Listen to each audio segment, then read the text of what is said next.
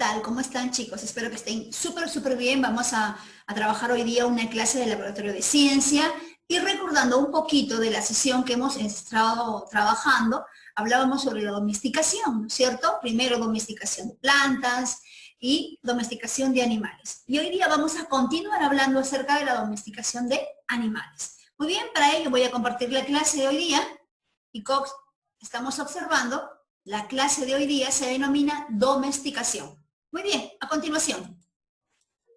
El término domesticación. El término domesticación es un proceso, ¿sí? La domesticación es un proceso en el cual los animales que están cautivos, que están en determinados lugares, se van adaptando poco a poco al hombre y también se van adaptando a su ambiente.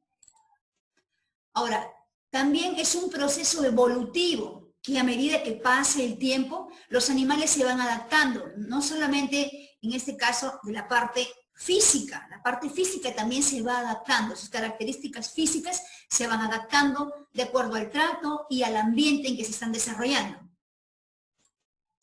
Es un acercamiento orgánico, dice, es un acercamiento orgánico e indica que la domesticación abarca tanto cambios genéticos como cambios, en este caso, en su fenotipo, en su ambiente. Es decir, que cuando un animal se está domesticando, está teniendo la intervención de la mano del hombre, este va a cambiar características físicas y características de su comportamiento.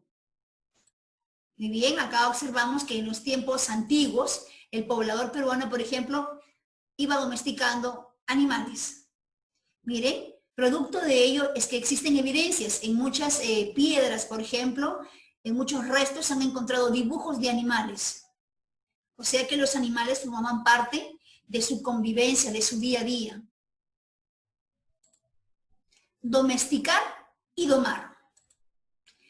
Estos dos procesos a menudo parecen similares, a menudo se confunden. La diferencia entre estos dos términos se da tanto en el idioma español como en el inglés. El término domar en español quiere decir enseñar a ser obediente, a obedecer órdenes a animales que son rebeldes, sean silvestres o estos sean domésticos. La domesticación, decíamos, es un proceso, pero es un proceso largo que va a obligar a que una especie poco a poco se vaya adaptando al medio, se vaya adaptando al lugar donde está viviendo. Y esto, lógicamente, de la mano con el ser humano. El término en inglés, tame o domado, se refiere a individuos mansos, a individuos dóciles, producto de un trabajo, hecho obviamente por el hombre, en cuya reproducción no se somete a la selección artificial, con intención de lograr mansedumbre, sino como los animales, en este caso, como los animales domésticos. Entonces, cuando la especie humana ha intervenido en la crianza de estos animales, pues los animales poco a poco han ido obedeciendo, o sea, les han ido enseñando a respetar y a obedecer normas, reglas, y por lo tanto tienen un animal más dócil o más manso, como indica acá. Domesticado, ¿sí? Domesticado. Miren, acá podemos ver, por ejemplo, a través de esta ilustración, cómo el hombre, a medida que ha ido pasando el tiempo, ha ido domesticando al animal. Individuos más o menos dóciles y tratables, relacionados con el hombre, en cuya reproducción no es intencionalmente selectiva. ¿Qué quiere decir? Que cuando el hombre interviene en la crianza, sobre todo desde muy pequeños, va a obtener individuos que sean dóciles, que sean tratables para él y para el medio. Doméstico. Miren, acá vemos algunos animales que están ya, que son domésticos, que se han domesticado, dice doméstico.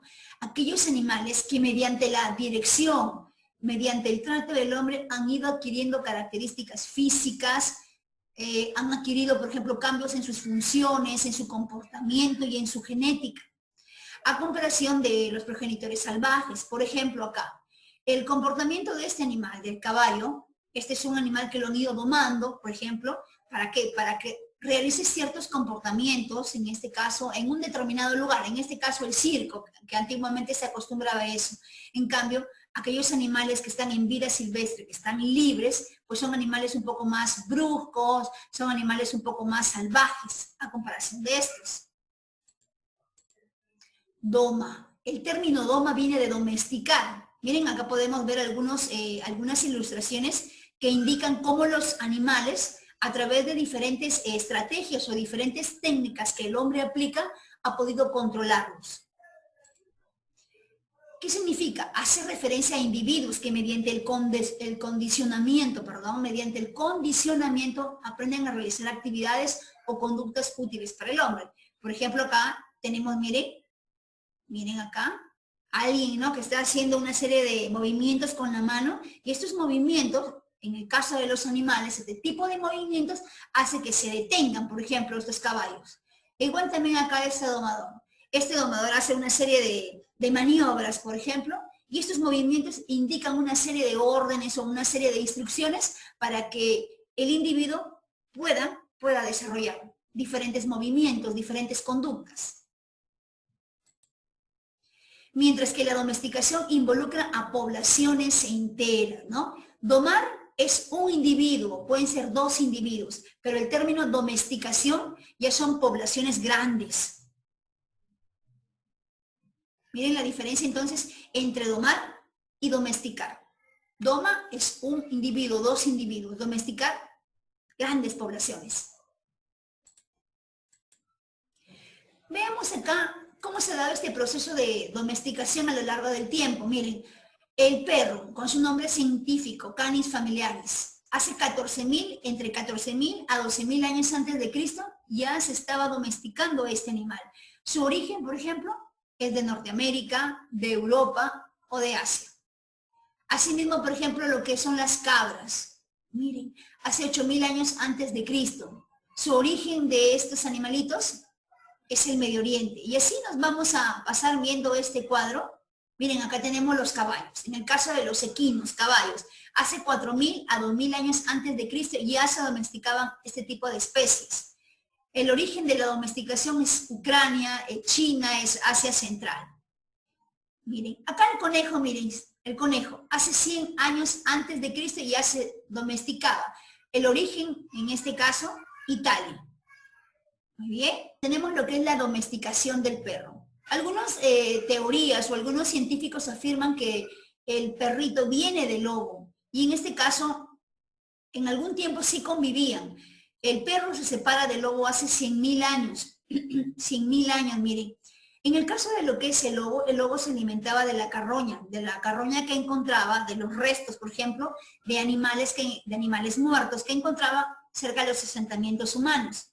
Pero eran salvajes, ¿sí? Posteriormente, el hombre ha ido trabajando con estos animales, estos también se han ido acostumbrando también, ¿sí? Ellos se han ido acostumbrando viendo seres humanos y ya no tienen el temor, ¿sí? El temor o no tienen el salvajismo que tenían antes, algunas especies de lobos. Por eso es que se da una autodomesticación. Ellos se han adaptado al ambiente, se han adaptado, por ejemplo, en algunas especies a convivir con los seres humanos, no de manera cercana, ¿no? Pero se han acostumbrado a ver animales, por ejemplo, y se han vuelto algunos mansos.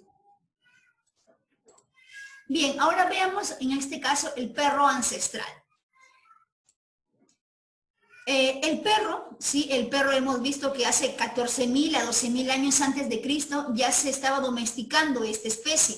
Hay evidencias, ¿sí? Hay evidencias en este caso que se han comparado, evidencias genéticas, evidencias en cuanto a lo que son conductas, vocalización o estudios en sus formas de los cuerpos de estos animales, que dicen que los perros descienden de los lobos, lo que les decía. Se ha comparado, por ejemplo, la información genética de los perros, de los lobos, son similares. También algunos comportamientos de estos, a medida que han pasado los días, semanas y meses, se han logrado convivir los estudiosos, los seres humanos han logrado convivir con perros y lobos, y hay ciertos comportamientos muy similares. Entonces, eso se llama evidencia, una evidencia comparativa. Algunos estudiosos o algunos, en este caso, autoridades de la materia, pueden ser biólogos, pueden ser zoólogos, pueden ser etólogos, estudian los comportamientos de los seres vivos, hacen referencia a que los perros pudieron ser una subespecie de lobo debido a las evidencias. Hay similitud en la información genética, en la que es la vocalización, los sonidos que emiten el lobo y el perro, sus comportamientos, las formas de su cuerpo. Domesticación del perro. Observen bien, miren los perros, diferentes razas. La domesticación del perro ocurrió antes de cualquier otra especie. Son una de las especies más domesticadas, más antiguas, decía entre 12.000 a 14.000 años antes de Cristo. Los perros ya están domesticados, dicen, al final de la era glacial, aproximadamente, se decía, hace 12.000 años. A los lobos, que eran muy tolerantes con los humanos, se les debe haber permitido quedarse en la comunidad y formar una población fundadora de lobos domesticados. Claro, porque los lobos eran salvajes, eran animales muy salvajes, pero estos han ido con el paso permitiendo, siendo tolerantes y, en este caso, tratando bien a los seres humanos, pues han formado una pequeña comunidad, una pequeña población de lobos domesticados, lobos que pueden convivir con los seres humanos. Cambios físicos de la domesticación. Por ejemplo, reducción general del tamaño. Un perro, miren, acá podemos observar un perro en cautiverio, por ejemplo, un perro en algún lugar, es un perro de un tamaño considerable, pero en este caso, ¿sí? Pero en este caso, si este perro... ¡Cállate! ¡Aquí! Pero si este perro estuviera en vida libre, fuera mucho más grande y mucho más salvaje también, ¿no? Cambios en el color del pelaje y sus marcas. Un animal que está domesticado, está bien cuidado, está en un lugar, no está expuesto a la intemperie, al sol, a las inclemencias del clima. Todos estos factores ambientales modifican el color de su pelaje.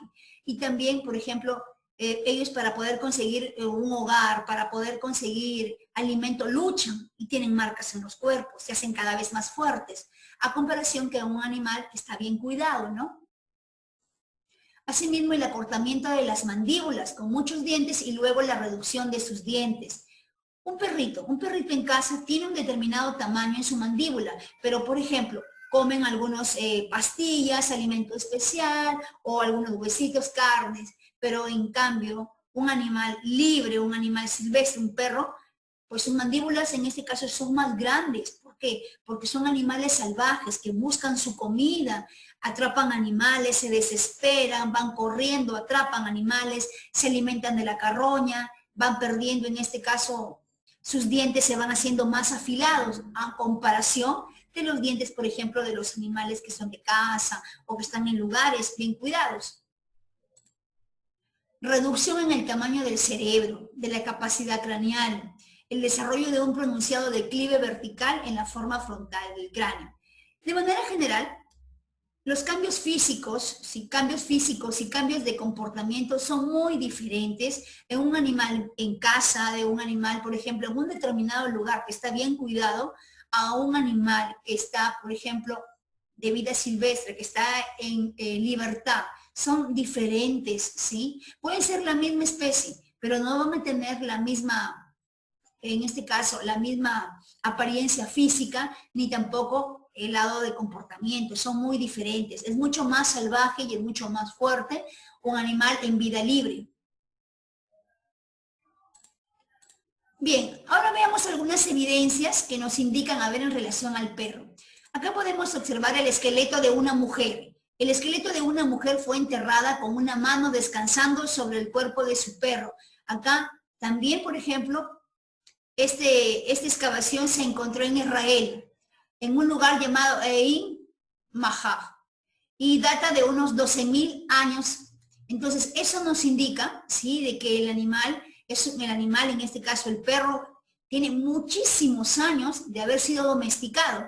Acá, por ejemplo, en nuestro país, a través de diferentes culturas que hemos estudiado seguramente, chicos, en personal social, sobre todo en este curso, que siempre nos hablan de las culturas, en el tiempo del incanato, los incas, por ejemplo, cuando morían, o autoridades importantes cuando morían, No solamente se enterraba con la esposa o con sus vasijas, con sus joyas, sino también con su animal preferido. En este caso se han encontrado algunas excavaciones con un perro.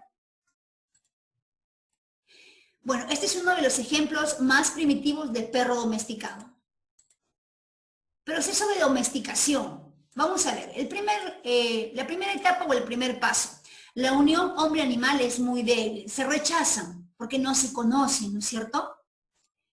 La segunda etapa en este proceso de domesticación, el hombre comienza a controlar la reproducción de los animales, comienza a seleccionarlos para reducir sus dimensiones, también para poder aumentar las características de docilidad, para poder manejarlos mejor.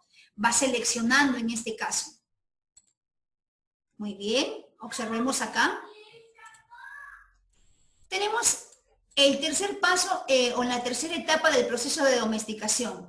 El hombre comienza a demostrar un interés por el animal, no solamente por la parte de reproducción, como veíamos anteriormente, sino también por la producción.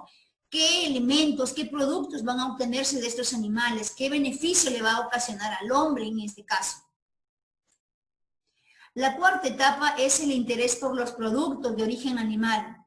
Mediante un trabajo de selección, se da la creación de razas especializadas. A una mejor selección, una mejor raza, va a obtener mejores productos con mayor beneficio para el ser humano.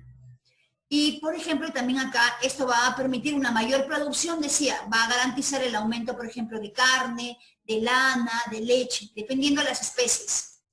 Veamos acá que el hombre ya comienza a tomar bastante interés en aquellos productos que vienen de origen animal. ¿Para qué? Para lograr mayor productividad. Una quinta etapa. Acá es importante, es muy importante que una vez que la especie ya está domesticada, el hombre se ha preocupado por esta especie, que no tenga contacto con la vida salvaje.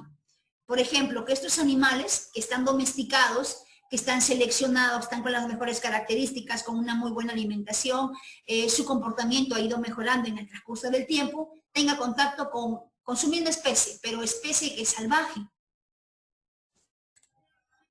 Una sexta etapa, las características de comportamiento, o sea, su comportamiento, su genética de los animales de producción han sido modificados a tal punto, ¿sí? A tal punto, como dice acá, que han perdido la capacidad de sobrevivir y de reproducirse sin la intervención del hombre.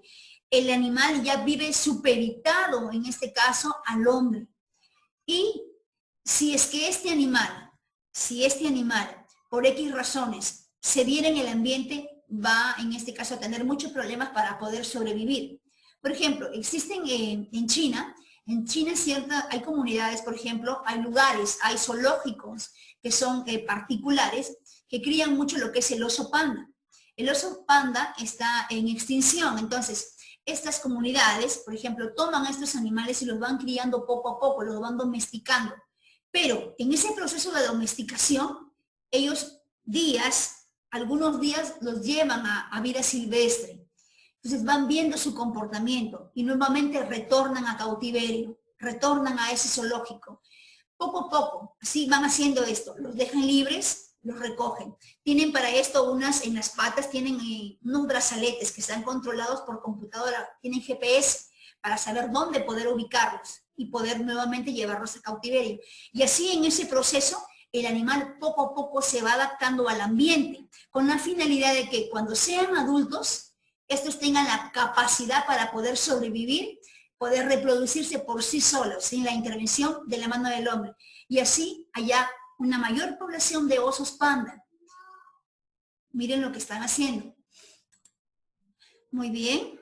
Entonces vamos a despedirnos y a tomar algunos puntos importantes, darle una lectura nuevamente a este PPT. Ustedes han escuchado la explicación, pero van a poder también tener el PPT para poder en este caso ver a continuación un video que les voy a dejar a continuación y puedan comprender mucho mejor el proceso de domesticación, puedan poder diferenciar el término domesticación de domar y esperando con ansias la clase Zoom.